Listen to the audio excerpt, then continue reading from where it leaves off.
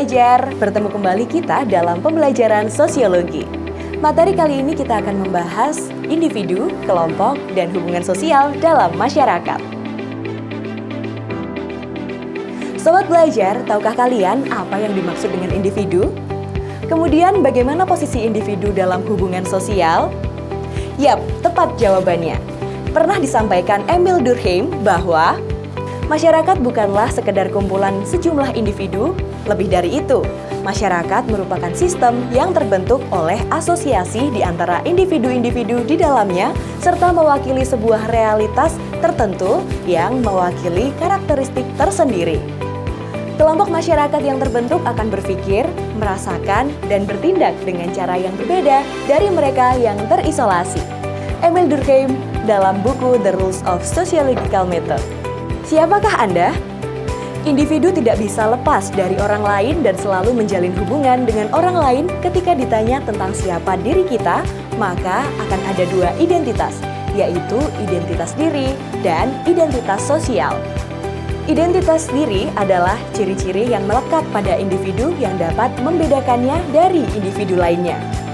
Sedangkan identitas sosial adalah definisi dari seseorang dalam hubungannya dengan orang lain atau keanggotaan seseorang dalam berbagai kelompok. Dalam konteks sosiologi, individu merupakan subjek yang melakukan tindakan, mempunyai pikiran, kehendak, memberikan makna, tafsir, dan menilai peristiwa-peristiwa atau gejala-gejala sosial yang terjadi dalam masyarakat. Berdasarkan teori Talcott-Parsons, tindakan individu dan kelompok dipengaruhi oleh tiga sistem, yaitu 1. Sistem sosial atau status dan peran.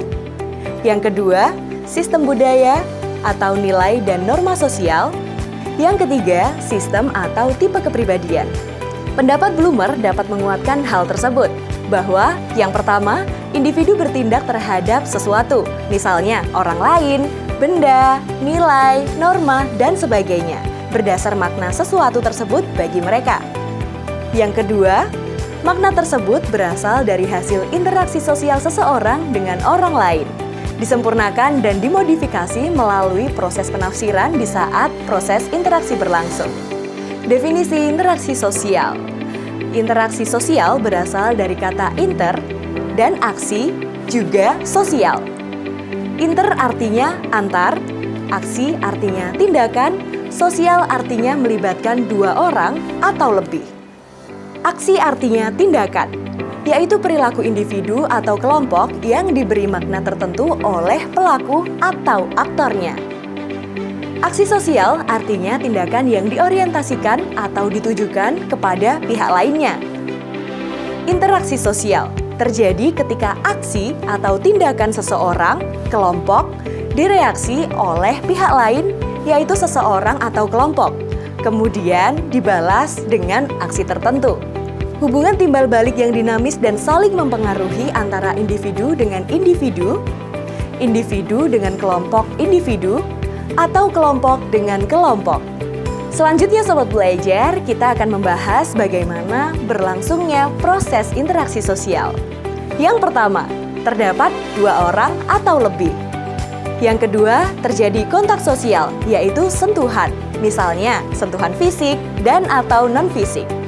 Yang ketiga, terjadi komunikasi, yaitu penyampaian pesan atau informasi dari satu pihak ke pihak lain dengan menggunakan simbol-simbol.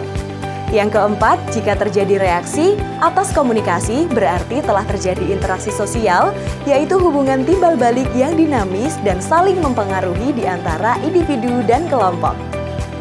Sobat Belajar, selanjutnya adalah syarat terjadinya interaksi sosial. Yang pertama, kontak sosial yang dapat diartikan sebagai sambungan atau bisa kita artikan dengan istilah sentuhan. Yang kedua, komunikasi sosial, penyampaian pesan atau informasi dengan menggunakan simbol-simbol. Jadi, agar terpenuhi syarat interaksi, maka harus ada dua hal Sobat Belajar, yaitu kontak sosial dan komunikasi sosial. Kontak dapat berlangsung dalam bentuk kontak primer maupun kontak sekunder. Kontak primer dapat diartikan secara tatap muka. Kontak sekunder yang berarti kontak tersebut dilakukan secara tidak langsung atau non-tatap muka, tetapi menggunakan 1. WhatsApp, telepon, Instagram, Facebook, Twitter, dan sebagainya disebut sekunder langsung. Yang kedua, melalui pihak ketiga disebut sekunder tidak langsung. Karena informasi menjadi bagian penting dalam interaksi, maka kita akan membahas apa sih yang disebut dengan informasi? Ya, informasi adalah keterangan, pernyataan, gagasan, dan tanda-tanda yang mengandung nilai, makna, dan pesan baik berupa data, fakta, maupun penjelasannya yang dapat dilihat, didengar, dan bisa dibaca. Komunikasi pada dasarnya merupakan suatu proses yang menjelaskan siapa, mengatakan apa, dengan saluran apa, kepada siapa, dengan akibat atau hasil apa. Faktor yang mempengaruhi atau mendorong interaksi sosial adalah imitasi, yaitu proses peniruan tindakan atau perilaku pihak lain.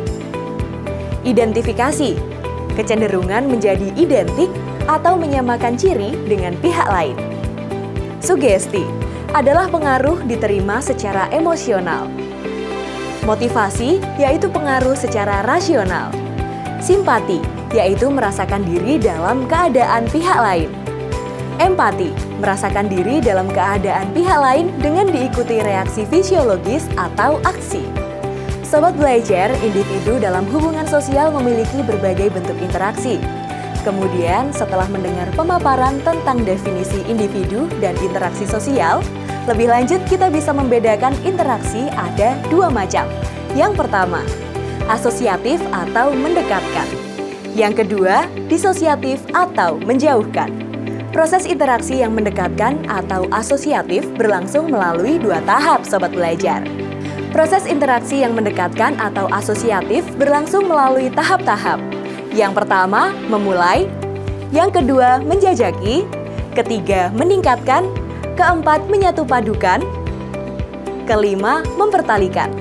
Proses interaksi yang meregangkan atau menjauhkan atau disebut disosiatif berlangsung melalui tahap-tahap sebagai berikut.